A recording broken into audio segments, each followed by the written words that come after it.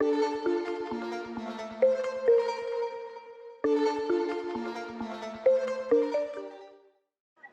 thanks for doing this interview with us today. We're very grateful to have some time your time here at the Medical Cannabiz Summit. How did you find the event so far? Well, the event is wonderful. I am truly amazed how this event comes out so far.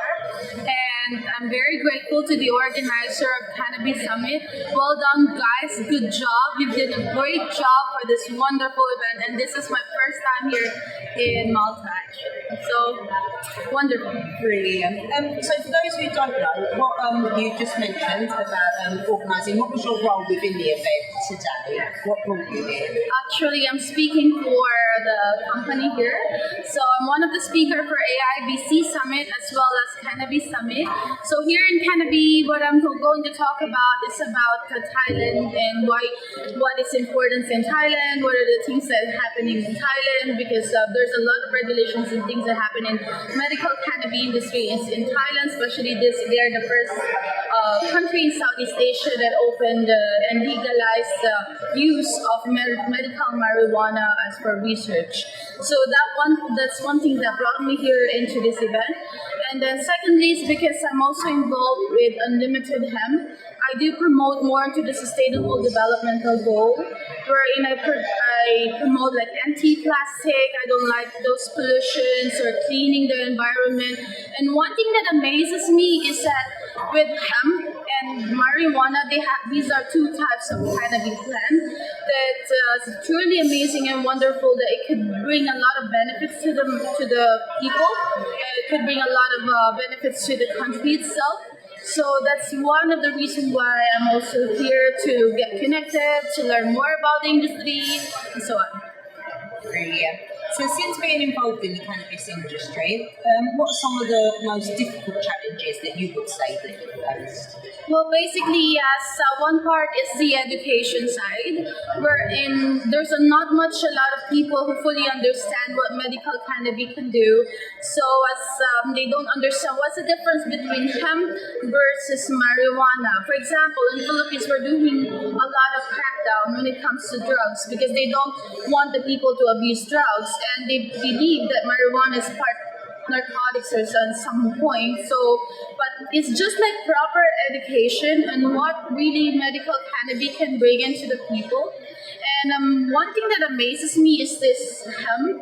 The hemp itself, you could do so much things. There's so many real use cases about hemp that you could convert it for hemp plastic, hemp graphene, hemp biofuel, which could save you more when it comes to your gas fees.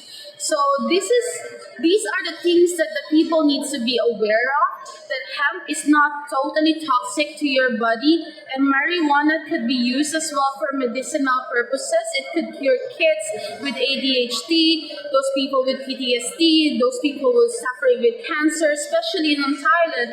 There are like hundreds and thousands of people or students, or 1 million kids are suffering with ADHD. And if you introduce medical marijuana into these kids, it would definitely help a lot of kids in the future. So yeah, and that's about it. Thank you. Could you tell us about a few of the other events that you've been to or you're due to be involved in coming up? Okay, so one thing is I'm helping a friend of mine. He runs a company, Unlimited Hemp.org. He's also the ambassador for Blockchain Council in the US. So he's also chairman of the USA Blockchain Association and the founder of Earth Dollar organization. So we're both connected with each other because we both promote the SDGs. Then now on my side, I promote more to the education side. I'm the founder of Unifinity.io.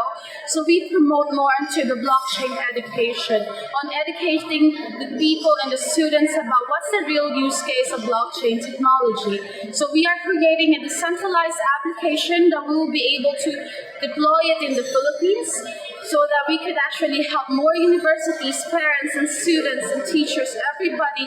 They will be serving as a payment gateway between the parents to the university itself, we would be able to put the certificates or diplomas into the blockchain so that we could prevent the fraud and perjury of those documents, plus the identity so we can track the ID or the attendance of the students, plus giving them more on the reward so they can be incentivized to study. So my passion is more to the education side.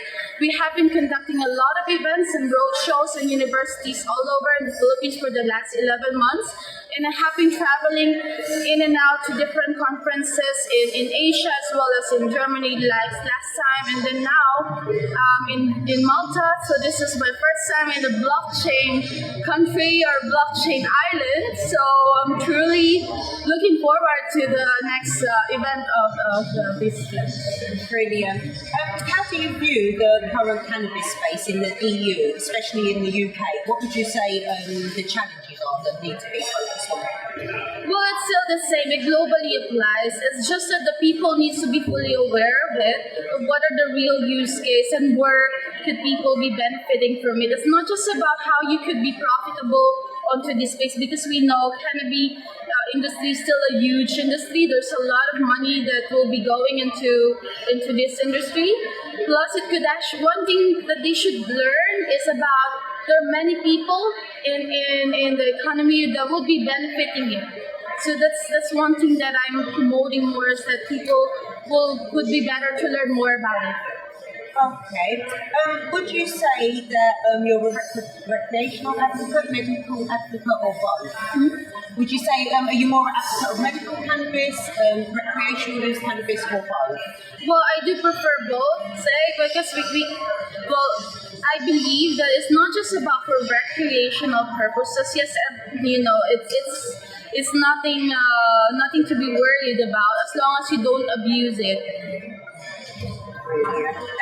How important do you feel responsible marketing is to drive more adoption to the cannabis market?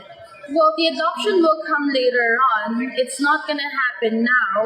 It will still take some time, especially if there are more people getting involved into these industries and they started promoting like how did it really help them, and then more of the countries would started to learn more and then do their own research and studies, like promoting it. And it's more like education part. You need to really educate the mass and the people what it can do. So I believe it's really what's the most important part as of now, especially the cannabis industry is just about to start. So we're still taking the baby steps of going to this transition. That kind of brings me to the next question. So how important do you feel responsible influencer marketing is in spreading the word? So when we say responsible, we mean how important is it that influencers are both educated and educated on the safe use of cannabis products? Okay, so I've met some few influencers actually about cannabis industry. So they were the first. They were the people who experienced that. So they experienced themselves. One of them have cancer, and she's mentioning on her Instagram account. Her name is Melanie or Melania, something like that. So she's a very famous influencer in cannabis, and she said that it cures her, and she's always showing like what are the medicines she's taking, the soft shells, and all of this process. So all of the things that she had gone through. Plus, there was a guy that I met before. He told me that he cured his son when it comes to this epileptic events. So for them, they're really grateful for what it did for the kid itself. So because it's life, right? This is something that will really move you into learning more and how it can really help more people. Brilliant. Do you feel that we should be looking at more ways of using raw cannabis as opposed to mixing with other chemicals and synthetic medications? Well, there are different types of medication, so we cannot really compete when it comes to synthetic drugs into this, because these are already the pharmaceutical companies who had already developed their support to cure the people. So we cannot say what's going to happen next when it comes to this, because it's going to be a battle between who's better or who's not. But if, let's say, if it really works with someone and more people believes that, I mean, if they already have tried it themselves and it works for them, then they are the best influencer who can show up and give the testimonies about medical marijuana. So a bit more of a personal question here. Are you a cannabis user yourself? There is a disclaimer. You won't have to go if you don't mind asking. You don't have to. Well, I have, I had tried it, so it's no harm to say that. It's more of like you did it one time or you did it before, but there's no harm as long as you're not abusing it, and basically, no, I'm completely fine. Yeah. Brilliant. Last question. So aside from your own projects, what major projects or movements are you supporting or would you like to see happening in the industry right now? Well, my support is geared towards those people who really needs it, because I really see that there are a lot of people who would be very who would benefit into this in the future. And one thing that amazes me is what Thailand did when they are the first Southeast Asian country who embraces it, and open it for the public. So now, I think by next year they will be opening more courses about medical marijuana and more research to some of the schools in Thailand. And that's really amazing to introduce it to the masses. It's more of an awareness. That's the thing. Priya, thank you for your time today. You're welcome. Wish you all the best in the future. You're welcome. Thank you. Yeah. Bye.